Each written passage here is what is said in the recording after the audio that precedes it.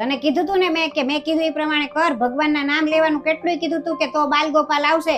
આ દીકરી આવી, પથરો પડ્યો હાવ. હવે આખી જિંદગી ચિંતા દીકરીની, અને એના કેટલા ખર્ચા થશે એ જુદા. શું કરવું હવે? અને તું હું બેઠો બેઠો દાંત કાઢે છો? તમારી વાત સાંભળીને ક્યારના મને દાંત આવે છે કે દીકરીના જન્મ થયો એટલે હવે તો આપણે ખર્ચાના ખાડા ને બોજ છે ને આખી જિંદગી હવે આપણે તો ઉપાધિ રહેશે. હા તો સાચું જ કીધું ને મેં. હું ખોટું કીધું છે? આ દીકરીની જે જવાબદારી છે ને એ અત્યારે તમને નહીં ખબર પડે, મોટી થશે ને ત્યારે ખબર પડશે બધું. અરે મમ્મી, તો હજી તમને ખબર નથી આજના જમાનાની.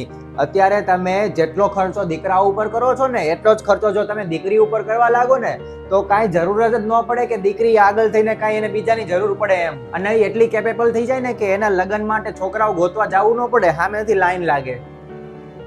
અને અત્યારના જમાનામાં તો દીકરા કરતા દીકરીઓ વધારે આગળ છે. અને એક હકીકત કહી દઉં ને આજના જમાનાની, તો દીકરાઓ ખાલી નામના જ છે, બાકી સાચી સેવા તો દીકરી જ કરે છે. હા તારી વાત સાચી છે, મારી ભૂલ થઈ ગઈ.